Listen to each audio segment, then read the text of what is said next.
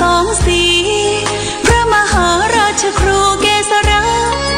ปัญญาปรมาติกาจารย์จากวัดดับภัยเชียงใหม่สืบสานเวลาผ่าน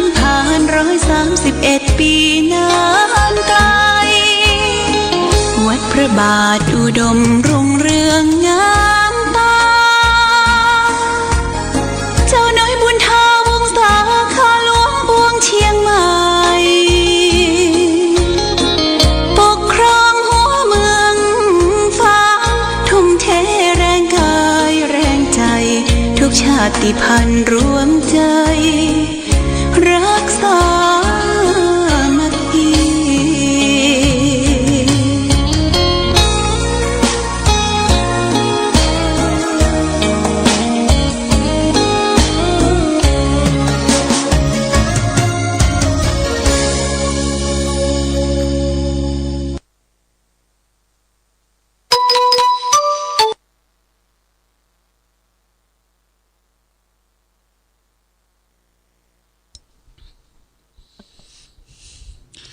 เจริญสุขศรัทธาสาธุชน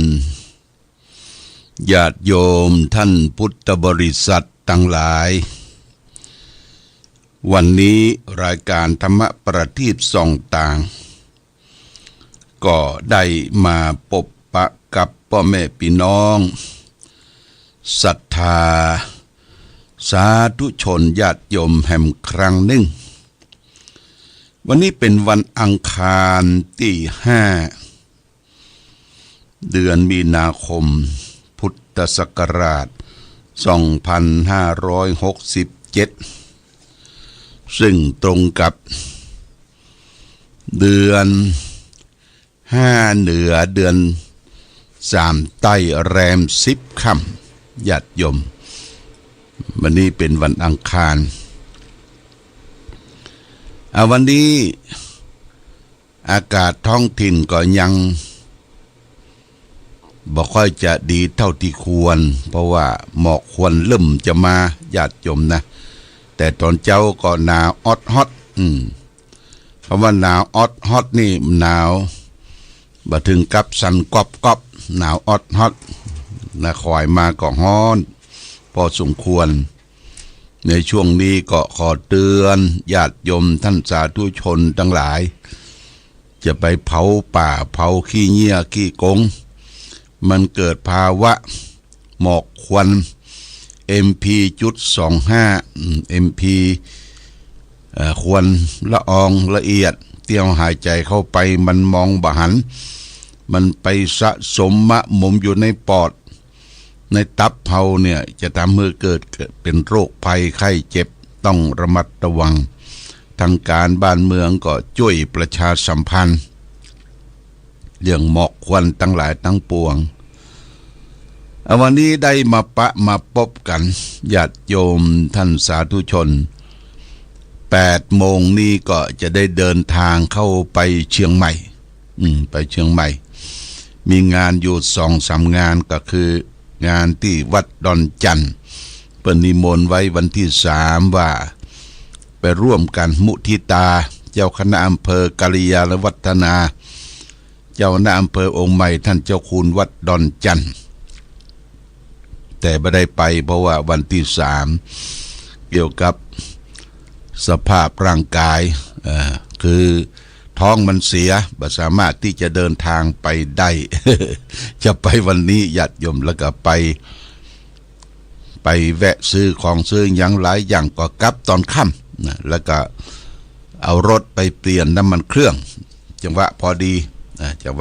ได้รถไปเปลี่ยนน้ำมันเครื่องสำหรับรถยนต์นั้นญาติโยมที่เอาใจถึงวันเนี่ยมันจะต้องพอคอยดูแลเพราะเป็นพาหนะเดินทางไปหั่นไปนี่น้ำมันตามปกติจะกินน้ำมันอยู่แล้วนะน้ำมันถ้าไม่มีน้ำมันก็เดินทางบ่ได้แต่น้ำมันที่จะต้องดูแลเครื่องเนี่ยถ้าเดือนหนึ่งเพื่อก็จะต้องเปลี่ยนน้ำมันเครื่องเพื่อว่าเกี่ยวกับน็อตเกี่ยวกับหยังเนี่ยมันเดินด้วยความสะดวกแล้วก็จะเข้าไปที่ศูนย์ ศูนย์อยู่ที่ศูนย์ฮอนด้าไปเข้าที่ศูนย์ก่อน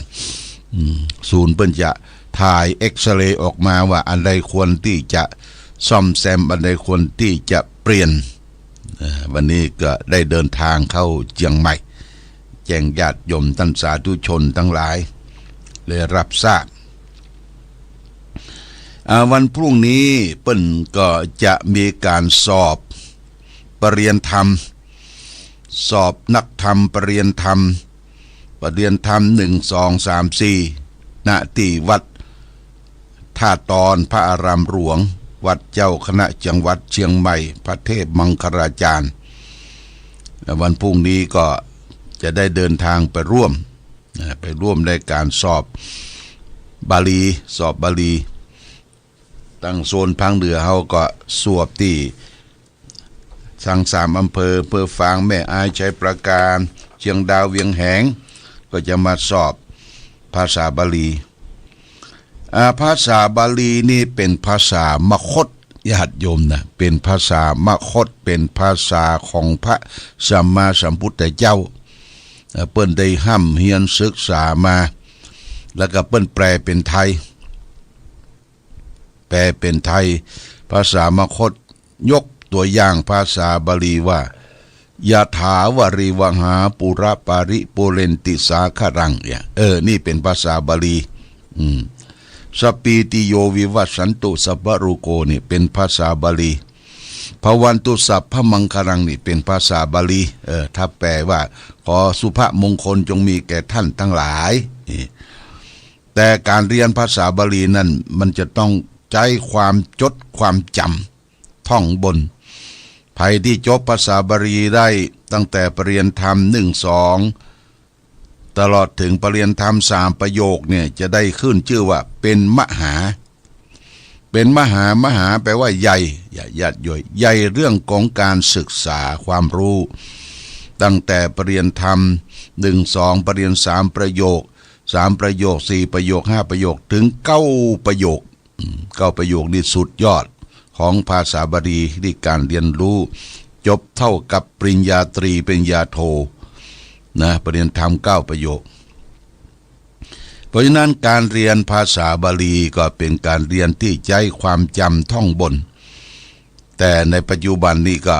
มีการส่งเสริมเรียนภาษาบาลีทางเจ้าคณะภาค7เจ้าคณะโหนเหนือก็เปิดให้พระเจ้าประสงค์ได้ร่วมด้วยช่วยกันมีการอบรมมีการสอนกันได้เข้าไปอบรมที่วัดดอยสัปปัญญูนะภาค7เนี่ยอบรมที่หั่นญาติโยมปท1 2ปท3 4ที่ดอยสัปปัญญูคณะสงฆ์แต่ละอำเภอก็จะได้พัดเปลี่ยนเวียนกันไปเลี้ยงเข้าปลาอาหารถ้าบ่ได้ไปก็ส่งปัจจัยไปและสำหรับการส่งเสริมนั้นกองทุนที่ได้รับจากพระสงฆ์ก็คือกองทุนช่วยภาษาบาลีช่วยการศึกษาคือได้หักเป็นกองทุนเป็นปัจจัยจากพระสงฆ์ไป1 เดือน1 เดือนนี่ก็หลวงพ่อนี่ก็มีเงินเดือนอยู่ประมาณสัก3,800เพิ่นก็หักไป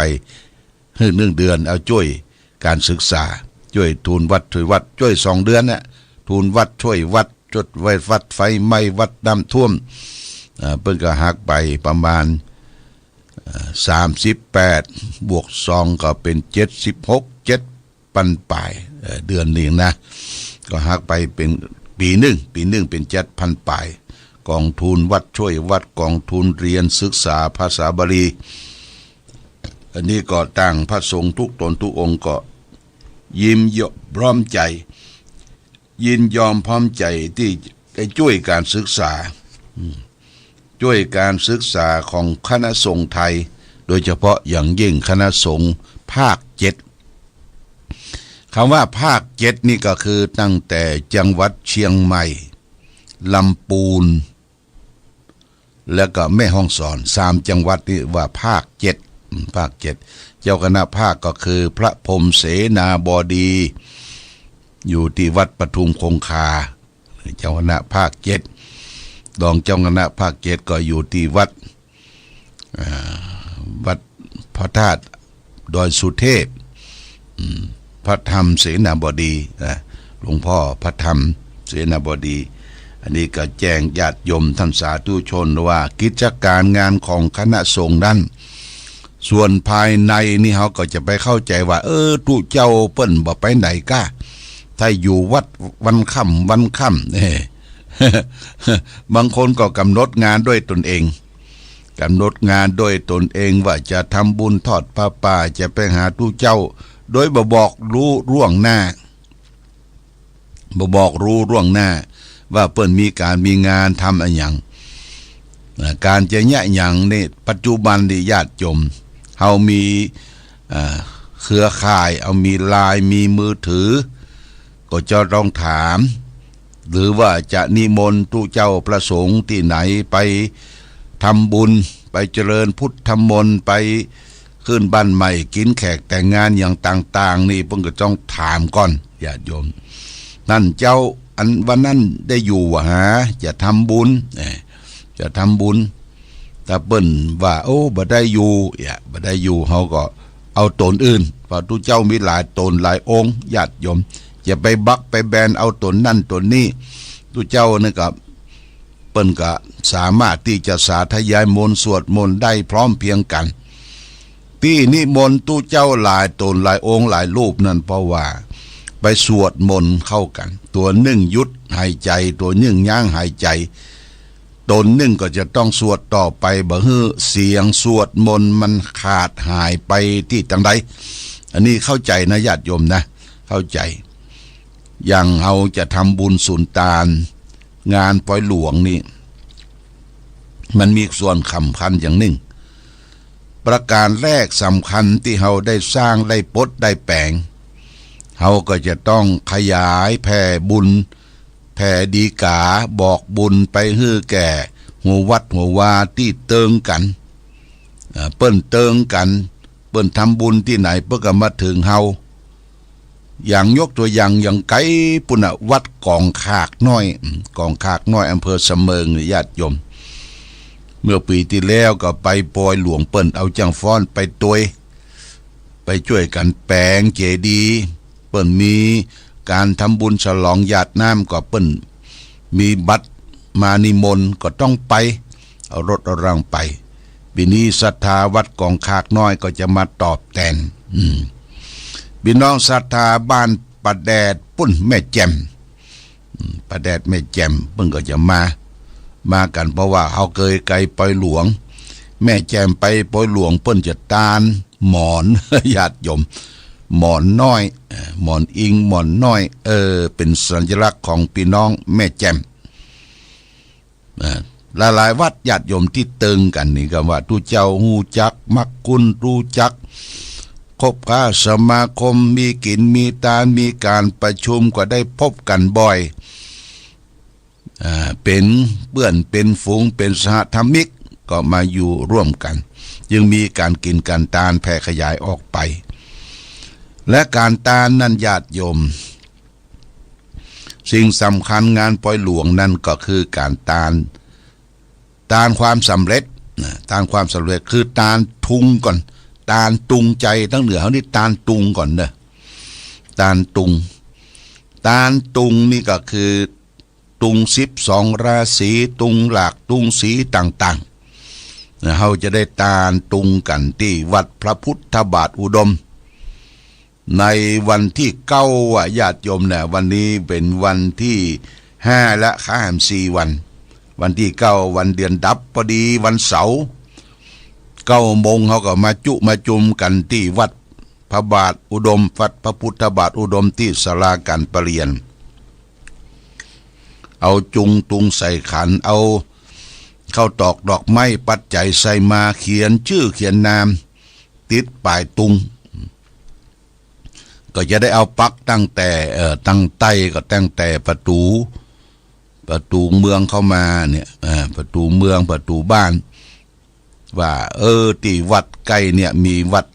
พระพุทธบาทอุดมเปิ้นจะมีการทำบุญสุนทานงานปล่อยหลวงก็จะมีตุงห้อย มันคืมอกคืมใจญาติโยมนะคืมอกคืมใจเพราะฉะนั้นก็บอกคือศรัทธาสาธุชนและการทำบุญเขาก็จะมีการแห่ต้นขัวตาลต้นขัวตาลนั้นสำหรับของวัดพระพุทธบาทอุดมเขาก็มีต้นเก่าสำรองเก็บไว้ต้นผ้าป่าเมื่อคราวที่แล้วนะเป็นต้นใหญ่ต้นน้อยก็มีทางพ่อแกวัดคุณปริญญาหานตระกูลนี้ก็จะได้เอานำไปบอกเมื่อหัวหมวดแปลงต้นแปลงอย่างต่างๆแล้วก็เก็บก้าจรีบตังกินเก็บก้าทำบุญสูนตานหลังคาละ1,000 บาทนะญาติโยมคือมันเสร็จสิ้นก่อนวันที่17นะวันที่17เนี่ยเขาจะได้เอาปัจจัยมารวมกันเป็นกองทุนที่จัดการจัดงานต่อไปเป็นงานเรื่นเริงบันเทิงงานทำบุญสุนตานเพราะนั้นเชิญชวนญาติโยมท่านสาธุชนตาลตุงกันถ้าตั้งเหนือก็ตะบวตั้งปากตางของเทศบาลตำบลวิสางเข้ามาเนี่ยจะได้บอกคือท่านนายกเทศมนตรีว่าอันเสาไฟนั้นจะได้เอาตุงไปมัดแอมกับเสาไฟมาทางซ้ายมือเลี้ยวเข้ามาทางบ้านเต่าดินจากเต่าดินก็เลยมาถึงสี่แยกต้นบะม่วงนี่นะสี่แยกแล้วก็มาเลี้ยวมาทางหน้าลานอนุสาวรีย์พระเจ้าฝางแล้วก็บริเวณรอบอนุสาวรีย์เจ้าฟ้าฝางในวัดในวาก็จะแปลงตุงแปลงใจพร้อมซับกันครั้งหนึ่งหนหนึ่งหลายปีดีดักตั้งแต่ปี555มาละเขามามีปอยหลวงมาถึงปัจจุบันมัน67นะญาติโยมนะเอาแปลงปอยหลวงเมื่อฉลองครูบาเจ้าศรีวิจัยองค์ใหญ่ก็ขยันขยอร่วมกันทำพิธีแปลงปอยหลวงแห่งครั้งหนึ่งก็เชิญชวนญาติโยมท่านสาธุชนบอกว่าอยู่ใกล้อยู่ไกลก็ทำบุญได้เนอะญาติโยมนะให้หอมทางลายแต่ว่านี่ก็มีป่นพี่น้องตังแจ่โหมลำปางตังแจ่ซ้อนได้โทรศัพท์ตุลุงทำบุญตัวเนอะแม่โอนไปแล้ว1,000 บาทอย่าเอาเป็นกองทุนใจยังก็ทำบุญสุนทานร่วมกันโมทนาสาธุแม่สลาดแจ่ซ้อนได้โอนปัจจัยได้ให้ได้หอมมาเพราะว่าได้แจ้งเลขบัญชีของตุลุงไปตังวัดไปก็ได้ให้ได้หอมประเด็นนี้บัดต้องมาก็ได้ญาติโยมเฮาให้หอมตังลายก็จะได้ประกาศชื่อประกาศนามของท่านทั้งหลายรับทราบนี่เป็นเรื่องของกิจกรรมงานต่างๆที่จะเกิดมีขึ้นที่เฮาทำร่วมกันส่งเสริมพระพุทธศาสนาสร้างศาสนวัตถุสร้างศาสนบุคคลสร้างศาสนธรรมคืออยู่ร่วมกันอย่างสร้างสรรค์และมีความสุขงานวัดพระพุทธบาทอุดมเอากินเอาตาลเอางานแล้วเขาก็สบายละต่อไปนะญาติโยมนะเขาก็จะได้ตั้งอกตั้งใจประพฤติปฏิบัติธรรมวันเสาร์วันหยังก็ได้เต็มอิ่มเต็มคาบบางครั้งวันเสาร์ที่ผ่านมานี่หลวงพ่อก็ได้อยู่พ่องบ่ได้อยู่พ่องได้อยู่ก็บ่สบายพ่องถ้าเรามีงานทำกันเต็มที่เต็มตางนี่เขาก็จะได้ปฏิบัติธรรมกันเต็มที่นี่ก็แจ้งญาติโยมท่านสาธุชนทั้งหลายวันนี้เอาธรรมะว่าด้วยการทำกิจการทำสิ่งที่เราจะต้องทำในปัจจุบันว่าอนาคตังปฏิลิยาริลาทะกิจจังมามังกิจจังกิจสากะเรพุทเถสิตังตาสิตังปฏิกัตตกิจจาริณตังกิจจังกิจจกะเรหุยเยสิพึงรีบทำกิจให้เสร็จก่อนล่วงหน้าอย่าให้กิจมาบีบรัดตัวในเมื่อเวลาทำกิจ คนที่รีบทำกิจเสร็จเรียบร้อยแล้วก่อนแล้วเท่านั้นกิจนั้นจะไม่บีบรัดตัวในเวลาทำกิจนี่พระพุทธเจ้าสอนว่าเขาจะเนี่ยกิจการงานอย่างต่างๆคือวางแผนไว้ล่วงหน้านะวางแผนไว้ล่วงหน้าบัดนั้นเขาก็ได้ประชุมคณะสงฆ์ตำบลทุกตำบลว่าปีนี้หลวงพ่อจะฉลองอายุ72 ปีโดยคณะสงฆ์ทุกตำบลก็คือความร่วมไม้ร่วมมือได้บริจาคเป็นโรงทานได้บริจาคเป็นปัจจัยให้หอมกันแล้วก็ได้นิมนต์มารับกินรับทานเนี่ยประชุมกันไว้เรียบร้อยแล้วทุกอย่างญาติโยมการทำกิจทุกอย่าง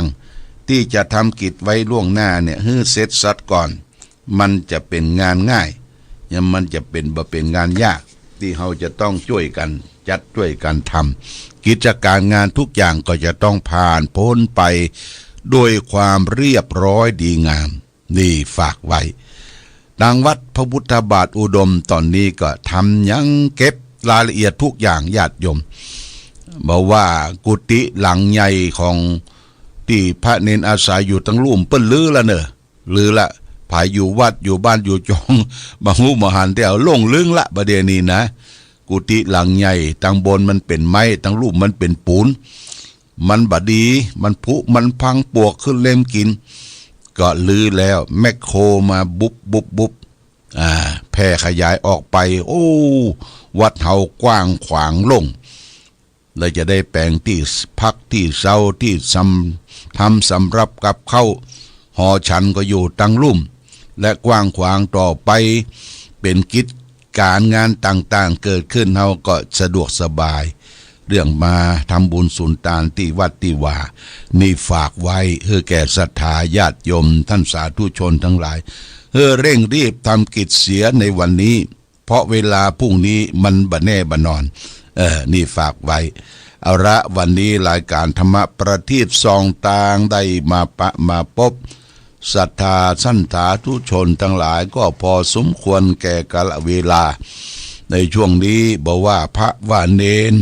บอกว่าแม่ชีผู้เฒ่าผู้แก่ก็ตื่นขึ้นมาก็ต้องมากวาดทรายได้หญ้าทำช่วยกันจัดดอกจัดดวงปลูกดอกปลูกดวงกันเพื่ออย่าได้เอาเปียคือศรัทธาญาติโยมที่มาจากถิ่นต่างแดนได้หูรายงานว่าวัดพระพุทธบาทอุดมน้ำบ่อสาวาเป็นจะได้เขาก็จะได้มาร่วมกินร่วมทานร่วมหานกันต่อไปลันวันนี้ก็ขอความผาสุขความเจริญความมีธรรมจงมีแก่ศรัทธาสาธุชนญาติโยมทุกท่านรายการธรรมประทีปส่องต่างต้องขอลาก่อนขอผู้ฟังจงตั้งมั่นจิตหันษาด้วยธรรมะขององค์พระพุทธาได้นำพาให้เกิดความสุขสงบเย็นขอเจริญ